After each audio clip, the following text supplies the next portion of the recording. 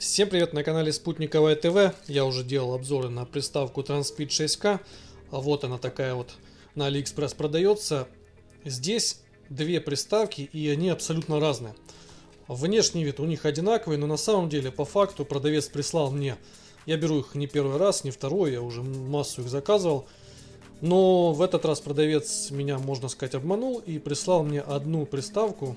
Она хоть и внешне отличается, так сказать, на дурака, но внутри абсолютно другая.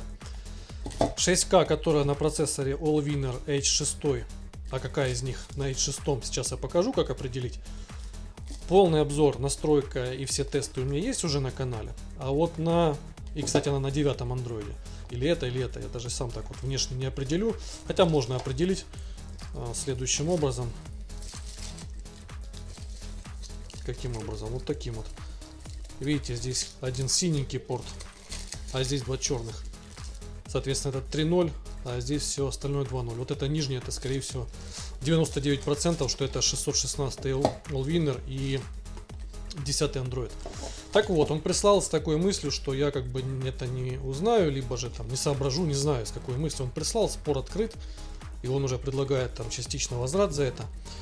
Делать так не нужно, потому что это разные абсолютно приставки на разных андроидах, на разных процессах и с разными вообще характеристиками.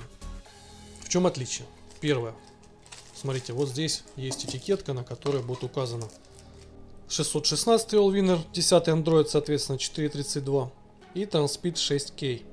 Абсолютно разные процессоры. Еще одно отличие. Здесь два USB порта 2.0.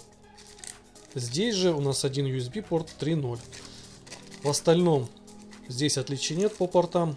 Внешне абсолютно одинаковые. Разбирать, думаю, смысла нет. Ничего там интересного не увидим. За процессом на процесс стоит радиатор. Разборка 6К есть. Я ее уже разбирал. Особого смысла не вижу, чтобы разбирать их обе. Для сравнения ничего такого интересного не будет. Вот. Поэтому сейчас вот этот Transpeed 616, H616 мы погоняем. Я зайду в AIDA, посмотрю, что она из себя представляет там, по тестам посмотрим, запустим приложение, 4К видео и так далее. То же самое, что мы в принципе делали с 6К на H6 процессоре. И соответственно добавим этот тест. Вот эти вот новые версии сейчас продаются на AliExpress. Вот этих уже фактически нет. И они, кстати, были дороже. На 3-4 доллара точно были дороже. У разных продавцов по-разному. То есть вот эти идут дешевле немножко на 10-м андроиде. Соответственно, значит, вот продавец мне ее прислал, потому что заканчивались. Я их 5 штук заказывал на 6К, на 6-м Allwinner. И, соответственно, он мне прислал одну такую. Вот, ну давайте подключим, посмотрим, что там у нас по AIDA. Она тупила ранее, сейчас приходят обновления на нее. В общем, посмотрим. Подключаем приставочку, и вот что мы видим. Здесь уже несколько приложений я установил, очищу. Кэш, Stop All, хорошая функция здесь есть на вот этих приставках. И видим мы вот такое же фактически одинаковое меню с Allwinner H6. Зайдем об устройстве. Здесь есть обновление системы. Видим версия Android 10 и H616. Это наш процессор. Обновление системы. Посмотрим. Проверка обновлений нет. Здесь обновлений нет. Но есть еще один пункт, где можно обновиться. И это вот такое вот меню System Update.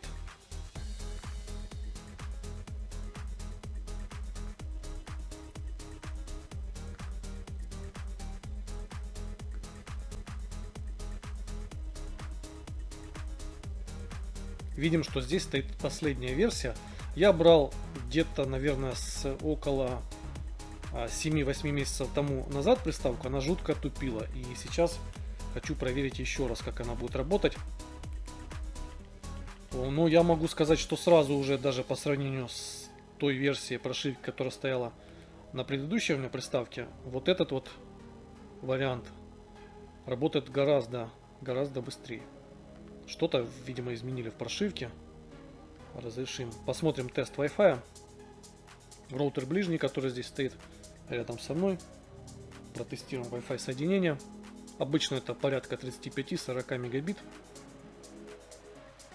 Так и есть, все отлично с этим. Единственный результат, который максимально я увидел, это на Токсе. Токс 1 показал, по-моему, 65 или около 70 мегабит. Что на прием, что на отдачу. Здесь вот с отдачей постоянно почему-то проблема такая вот. Ну, я думаю, около 20, но это стабильно, нормально для этих приставок бюджетного сегмента. Примерно так работает Wi-Fi модуль. Все, с этим ясно. Дальний Wi-Fi, в принципе, здесь особо не включался, потому что он вообще не соединяется и не работает. Напомню, Wi-Fi роутер, который находится у меня через две стены, он не проходит.